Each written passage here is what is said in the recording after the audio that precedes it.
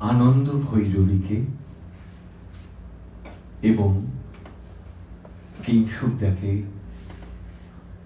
পার্থদা রয়েছেন এবং উপস্থিত সকলকে আমার অন্তরের শ্রদ্ধা, শুভেচ্ছা ও ভালোবাসা জানাই। কবি জীবনানন্দ দাশের ১২৫তম এই জন্ম উৎসব আজ যেন জীবনানন্দ সভাঘরে মূর্ত হয়ে উঠছে, জীবন্ত হয়ে উঠছে। আর প্রদীপদাকে আমার প্রণাম। আমার সৌভাগ্য হয়েছিল তার চরণতলে বসে কিছু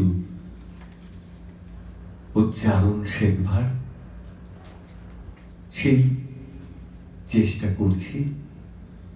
কথা না বাড়িয়ে আমি আমার নিবেদনে ফিরে আসি।